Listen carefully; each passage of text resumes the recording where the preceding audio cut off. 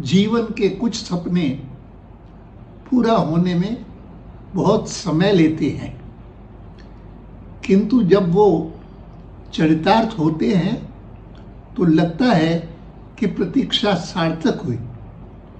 ऐसा ही एक सपना जो मेरे हृदय के समीप है अब पूरा हो रहा है। अयोध्या में श्री राम जन्मभूमि पर प्रधानमंत्री श्री नरेंद्र मोदी द्वारा श्री राम मंदिर का भूमि पूजन हो रहा है। निश्चय ही केवल मेरे लिए ही नहीं बल्कि समस्त भारतीय समुदाय के लिए ये क्षण ऐतिहासिक हैं और भावपूर्ण भी। श्री राम जन्मभूमि पर श्री राम के भव्य मंदिर का निर्माण भारतीय जनता पार्टी का एक स्वप्न रहा है और मिशन भी। मैं विनम्रता का अनुभव करता हूं कि नियति ने मुझे वर्ष 1990 में राम जन्मभूमि आंदोलन के दौरान सोमनाथ से अयोध्या तक राम रथ यात्रा का दायित्व प्रदान किया और इस यात्रा में ने असंख्य लोगों की आकांक्षा, ऊर्जा और अभिलाषा को प्रेरित किया। इस शुभ अवसर पर मैं उन सभी संतों, नेताओं और देश विदेश के जनमानस के प्रति कृतज्ञता व्यक्त करता हूं, जिन्होंने राम जन्मभूमि आंदोलन में मूल्यवान योगदान और बलिदान दिया। मुझे इस बात की भी प्रसन्नता है कि नवंबर 2019 में उच्चतम न्यायालय द्वारा दिए गए स्पष्ट निर्णय के फलस्वरूप श्री राम मंदिर का निर्माण बहुत शांतिपूर्ण वातावरण में प्रारंभ हो रहा है। यह भारतीयों के परस्पर संबंधों को मजबूत करने में बहुत सहायक होगा। श्री राम का स्थान भारतीय संस्कृति और सभ्यता की धरोहर में सर्वोच्च है और वे विनीत, मर्यादा और शिष्टाचार के मूर्त रूप हैं। मेरा मानना है कि श्री राम का यह मंदिर हम सब भारतीयों को श्री राम के इन गुणों को आत्मसात करने की प्रेरणा देगा। मुझे यह भी विश्वास है कि श्री राम मंदिर एक शांतिपूर्ण और सौहार्दपूर्ण राष्ट्र के रूप में भारत का प्रतिनिधित्व करेगा, जहां सबके लिए न्याय होगा और कोई भी बहिष्कृत नहीं होगा, ताकि हम राम राज्य की ओर अग्रसर हों, जो सुशासन का प्रतिमान है।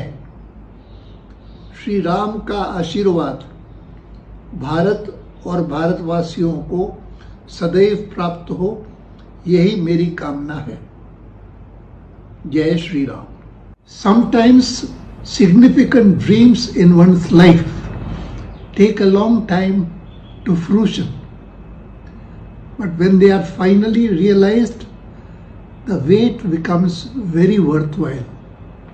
One such dream close to my heart is now getting fulfilled.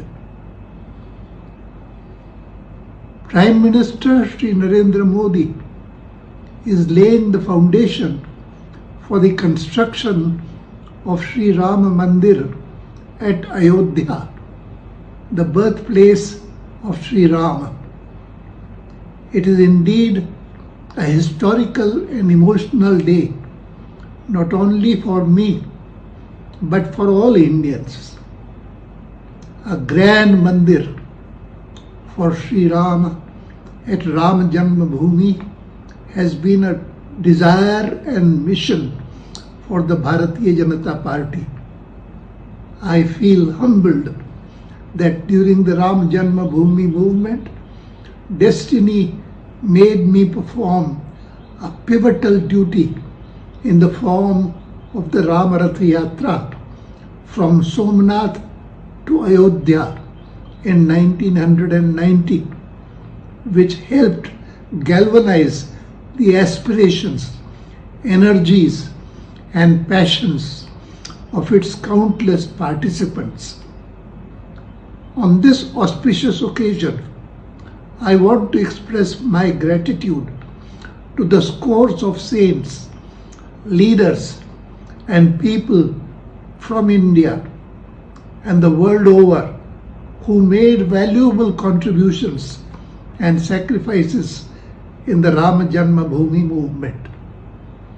I am also very happy that due to the decisive verdict of the Supreme Court in November 2019, the construction of Sri Rama Mandir is getting started in an environment of tranquility. This will go a long way in strengthening the bond between Indians. Sri Ram occupies an esteemed place in India's cultural and civilizational heritage and is an embodiment of grace, dignity, and decorum. It is my belief that this temple will inspire all Indians to imbibe his virtues. It is also my belief that Sri Rama Mandir will represent India as a strong, prosperous, peaceful, and harmonious nation with justice for all and exclusion of none, so that we can truly usher in Ram Rajya, the epitome of good governance. May Sri Ram bless India and her people always. Jai Sri Ram.